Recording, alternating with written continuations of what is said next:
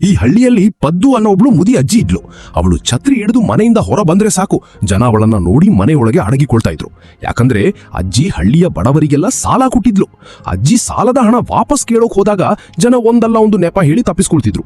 ಆದ್ರೆ ಪದ್ದು ಅಜ್ಜಿ ಮಾತ್ರ ನಂಬರ್ 1 ಕಂಜೂಸಿ. ಅವಳ ಕೈಗೆ ಏನ್ ಸಿಕ್ಕಿದ್ರು ಎತ್ಕೊಂಡು ಹೋಗ್ತಾ ಇದ್ಲಿ. ದೇವಸ್ಥಾನಕ್ಕೆ ಹೋದ್ರೂ ಅಲ್ಲಿರೋ ಪ್ರಸಾದವನ್ನ ಬಿಡ್ತಿರ್ಲಿಲ್ಲ. ಅಷ್ಟರಲ್ಲಿ ಅವನು ಸಾಲ ತಗೊಂಡಿದ್ದ ಕುಡುಕನೊಬ್ಬ ಆರಾಮವಾಗಿ ಮಲಗಿರೋದು ಕಂಡಿತು. ಅಜ್ಜಿ ಅವನಿಗೆ ಕಲ್ಲಲ್ಲಿ ಹೊಡೆದು ಅಲ್ಲಿಂದ ಓಡಿಸಿದ್ಲು. ಇದರಿಂದ ಬೇಜಾರಾದ ಕುಡುಕ ದೇವರಿಗೆ ಶಾಪ ಹಾಕಿದ. ದೇವರೇ, ಈ ಅಜ್ಜಿನ ಕರ್ಕೊಂಡ್ಬಿಡು, ನಾನು ಇನ್ಮೇಲೆ ಕುಡಿಯಲ್ಲ ಅಂದ. ದೇವರು ಅವನ ಮಾತನ್ನ ಸೀರಿಯಸ್ ಆಗಿ ತಗೊಂಡ್ರು. ಮಾರನೇ ದಿನ ಬೆಳಿಗ್ಗೆ ಅಜ್ಜಿಯ ಮೊಮ್ಮಗ ಅವಳನ್ನ ಎಬ್ಬಿಸೋಕ್ ಹೋದಾಗ ಜೋರಾಗಿ ಕಿರ್ಚಿದ. ಇಡೀ ಹಳ್ಳಿಯ ಜನ ಓಡಿ ಬಂದು ನೋಡಿದ್ರೆ ಅಜ್ಜಿಗೆ ಪಾರ್ಶ್ವವಾಯು ಹುಡಿದಿತ್ತು. ಈಗ ಅಜ್ಜಿಗೆ ಯಾರ ಮೇಲೂ ಕಿರ್ಚೋಕಾಗ್ತಿರ್ಲಿಲ್ಲ. ಇದನ್ನ ನೋಡಿ ಜನರೆಲ್ಲ ನೆಮ್ಮದಿಯ ಉಸಿರು ಬಿಟ್ರು. ಹಳ್ಳಿಯ ತುಂಬೆಲ್ಲ ಸಂಭ್ರಮದ ವಾತಾವರಣ ಮನೆ ಮಾಡಿತು. ಹಳ್ಳಿಯ ವೈದ್ಯರು ಹೇಳಿದ್ರು, ಅಜ್ಜಿ ಇನ್ನು ಕೆಲವೇ ಗಂಟೆಗಳ ಕಾಲ ಮಾತ್ರ ಬದುಕಿರ್ತಾಳೆ ಅಂತ.